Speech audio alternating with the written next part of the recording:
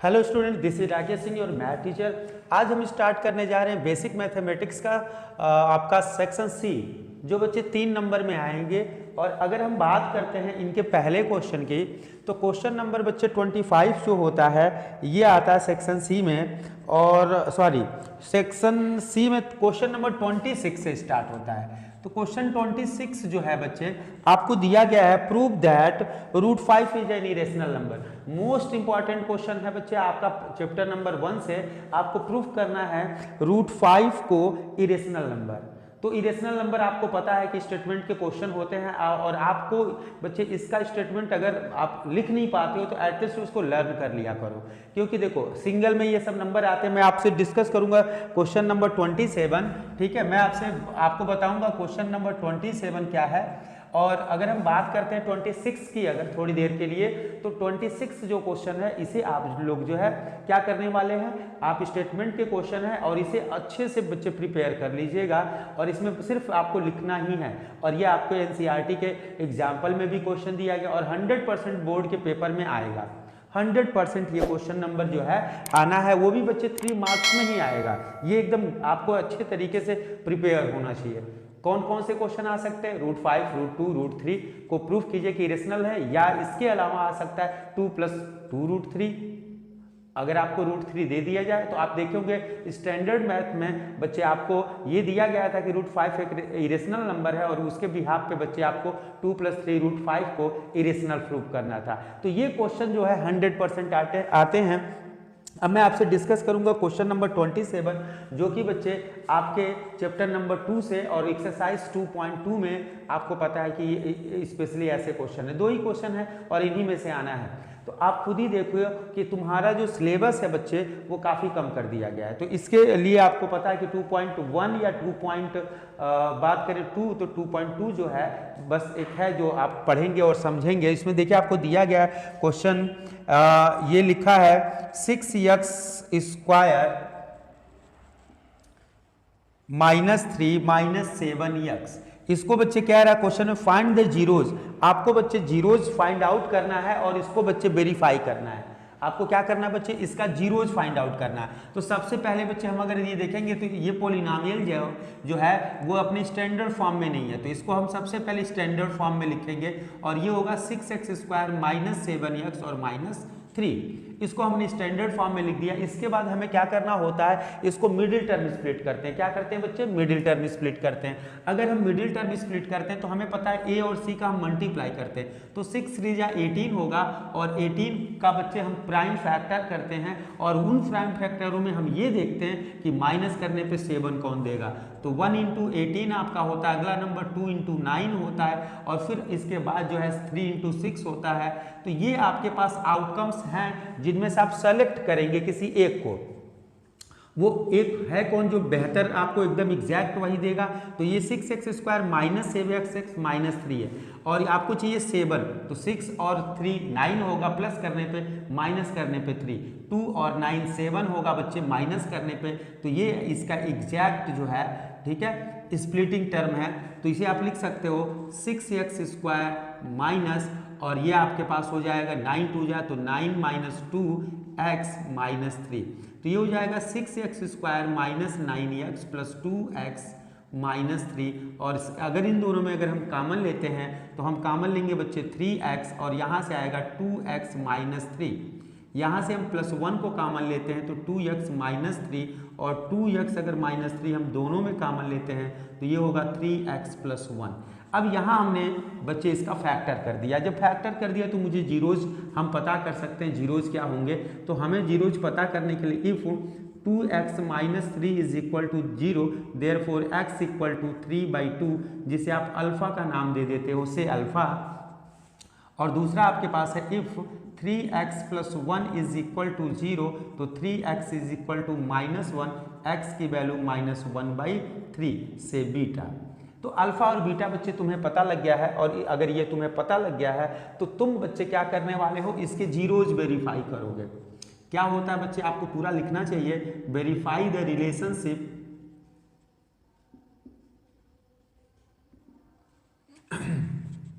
Between zeros and coefficient.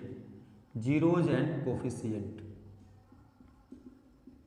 तो ये कैसे होने वाला है?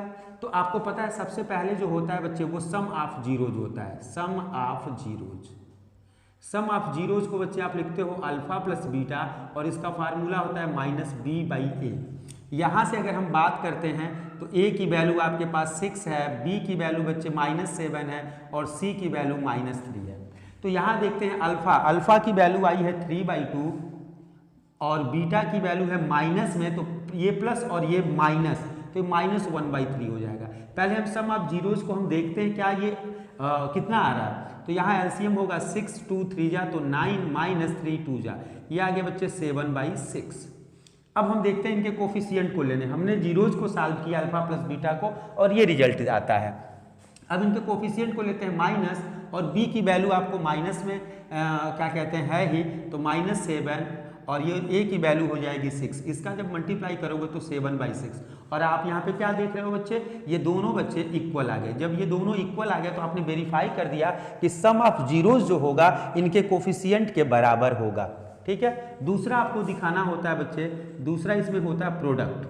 तो प्रोडक्ट ऑफ जीरोज का मतलब होता है, प्रोडक्ट ऑफ जीरोज का मतलब होता है अल्फा इंटू बीटा और ये होता है बच्चे c/a। अगर हम बात करते हैं c की तो c की वैल्यू -3 है और a की 6, तो ये आ जाएगा बच्चे आपके पास 1/2 माइनस साइन में। और यहाँ अगर हम देखते हैं अल्फा इंटू बीटा है तो 3/2 इंटू -1/3 है ये, तो 1/3 और 3 से 3 कैंसिल हो गया, तो ये भी आ गया बच्चे -1/2 और ये बच्चे वेरीफाई हो गया कि प्रोडक्ट ऑफ जीरो जो होता है वो इनके कोफिशिएंट c/a के कोफिशिएंट के इक्वल होता है, जो फार्मूला होता है। तो हमें बच्चे क्वेश्चन नंबर जो 27 है और मैं आपको बता रहा हूँ बच्चे, डेफिनेटली आप ये मान के चले कि बच्चे इस टाइप के क्वेश्चन आने हैं। बच्चे देखो इसमें जो है आपको एक ही एक्सरसाइज है जो 2.2 पे पढ़नी है।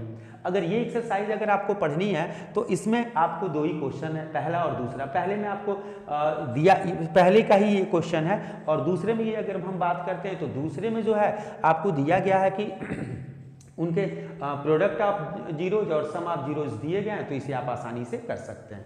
तो ये जो क्वेश्चन था बच्चे हमने कर दिया और इसे जो है आप अपने आगे के रिकॉर्ड के लिए स्क्रीनशॉट ले सकते हैं।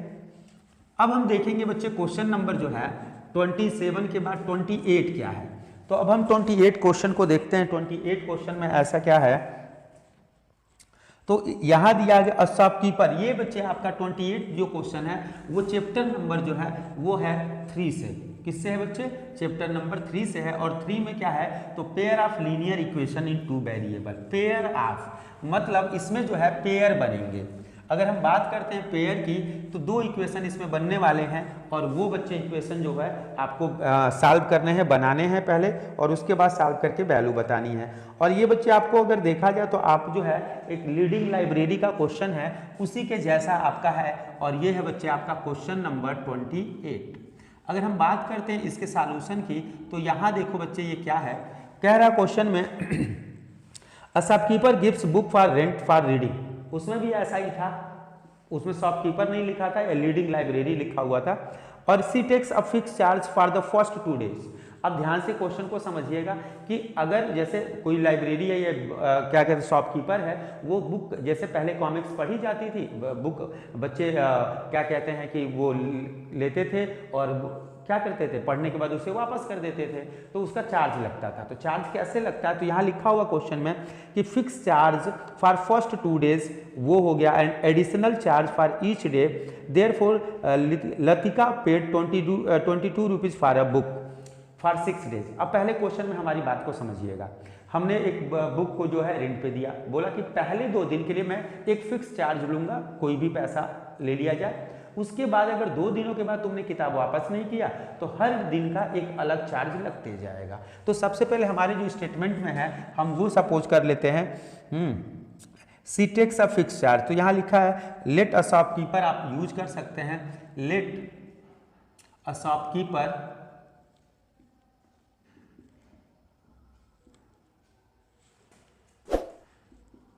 टेक्स अ फिक्स चार्ज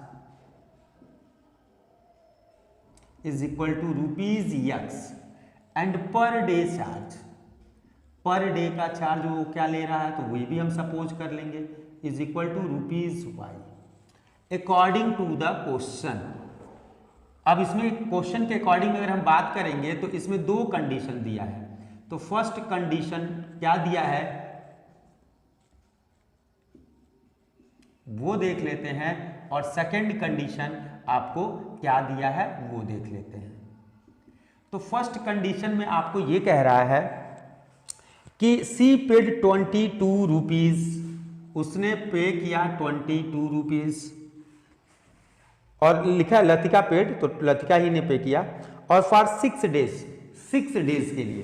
तो अगर हम बात करें बच्चे 6 डे की बात हो रही है, तो 2 दिन के लिए shopkeeper takes a fix charge ₹X for 2 days, for 2 days. तो यहां अगर हम बात करें 2 डेज के लिए उसने X रुपए चार्ज कर दिया, बचा कितना दिन, तो बच्चे 4, और 4 डे और एक्स्ट्रा हो गया, और हर पर डे का चार्ज है Y, तो ये आ गया आपका पहला इक्वेशन।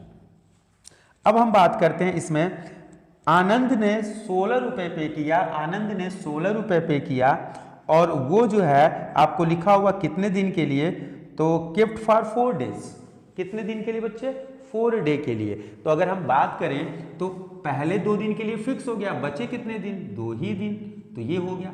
अब यहाँ पे कोई कंडीशन आपको नहीं दी गई है कि आपको किस मेथड से सॉल्व करना है, एलिमिनेशन, सब्स्टिट्यूशन, ठीक है, और क्रॉस मल्टीप्लिकेशन, तो क्रॉस मल्टीप्लिकेशन डिलीट है, और आपको पता है कि एलिमिनेशन से और सब्स्टिट्यूशन से हम कर सकते हैं।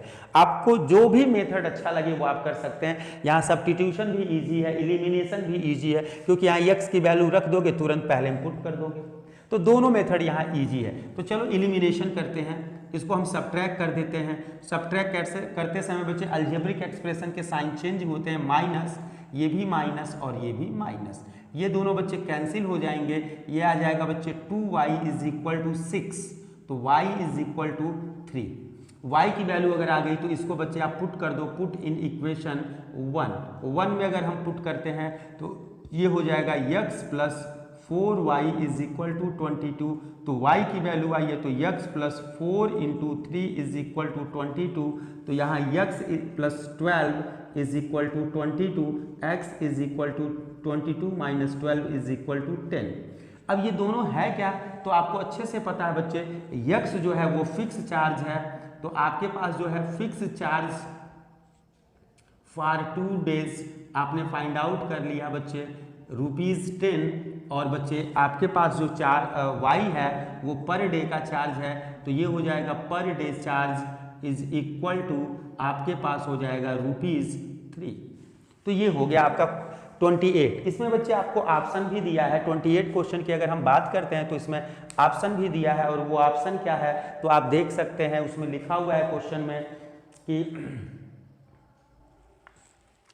प्लेस ए एंड बी, ये भी आपके एनसीईआरटी क्वेश्चन का है, और एनसीईआरटी क्वेश्चन में जो दिया हुआ है सेम वही क्वेश्चन है। तो आप देख रहे हैं कि प्लेस ए और बी जो है 100 किलोमीटर अपार्ट है, प्लेस ए और बी बच्चे 100 किलोमीटर की डिस्टेंस पे हैं, और उसमें बच्चे कह रहा है कि one car start from A and another from B, एक कार जो है स्टार्ट हो रही है ए से और दूसरी बच्चे स्टार्ट हो रही है बी से। तो आपको जो है बताना है इसमें इनकी स्पीड कितनी है, लेकिन इसमें आपको टाइम भी दिया हुआ है, वो टाइम दिया है कि अगर वो one car start from A and another from B at the same time, if the car travel in the same direction at a different speed they meet in 5 hours, or if they travels towards each other in 1 hours। तो अब देखो बच्चे question में क्या दिया हुआ है, तो सबसे पहले आप ध्यान देंगे कि 2 पॉइंट है ए और बी, ये 2 पॉइंट है। अब ये इन 2 पॉइंट पे बच्चे आपको जो है कार है और दोनों कार की स्पीड अलग अलग है। तो सबसे पहले लेट आप सपोज कर लो बच्चे speed of car A is equal to x kilometre per hour and car B is equal to y kilometre per hour. हमने दोनों की स्पीड सपोज कर ली। अब देखो यहाँ पे कार ए है और यहाँ पे कार बी है, दोनों सेम डायरेक्शन, मतलब दोनों यहाँ इस पॉइंट पे इस शॉप पे आ रहे हैं, और दोनों जब यहाँ पे आ रहे हैं तो ये दोनों बच्चे कंटिन्यूअसली 5 आवर्स कवर कर रहे हैं। ये एक पॉइंट है और ये एक पॉइंट क्या समझिए, एक ये शॉप है, ये शॉप है और ये इस डायरेक्शन में है, तो इसका भी आपके राइट ही आना है, इसको भी आपके राइट ही आना है। तो जब ये एक ही डायरेक्शन में चलेंगे तो 5 आवर्स मिलेंगे। तो अब ये देखो ध्यान से, कार ए भी चलेगा कंटिन्यूसली कितने आवर्स चलेगा 5 आवर्स, और कार बी भी चलेगा कंटिन्यूसली कितने तो 5 आवर्स। दोनों बच्चे 5 आवर्स में इस शॉप पे पहुंच रहे हैं, तो 5 आवर्स में पहुंच रहे हैं, टाइम लगा 5 आवर्स और स्पीड है इनकी x और y। तो जो डिस्टेंस कवर करेंगे वो हम निकाल सकते हैं। तो यहां से निकल सकता है बच्चे distance travelled by car A, speed into time या टाइम इंटू स्पीड कुछ भी लिख सकते हैं। तो टाइम आपके पास है 5 और स्पीड है x, तो ये हो गया 5x। उसी तरीके से बच्चे हम कार बी का निकालेंगे, तो ये बच्चे स्पीड इंटू टाइम या टाइम इंटू स्पीड कुछ भी लिख सकते हैं, तो ये हो जाएगा 5y, क्योंकि नंबर को हम वेरिएबल के पहले रखते हैं इसलिए ऐसा करेंगे।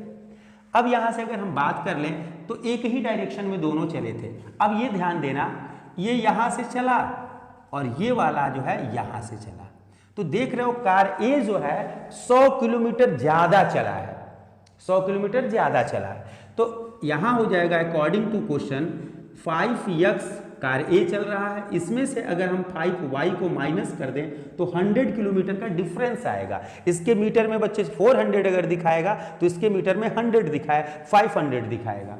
तो यहां से बच्चे आप इसको सिंप्लीफाई कर सकते हो और वो सिंप्लीफाई करोगे तो x minus y is equal to 20 कैसे हुआ बच्चे, यहाँ divide by 5 both side.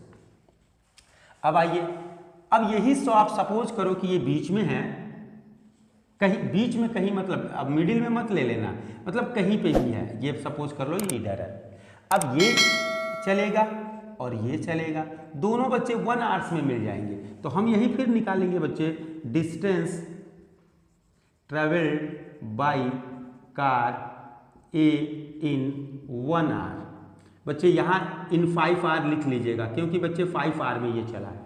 In 1 our equal to आपको भी पता है टाइम इंटू स्पीड कहिए या स्पीड इंटू टाइम, तो 1x, और कार बी का जो आप निकालोगे 1 आवर में वो भी आपके पास होगा 1y।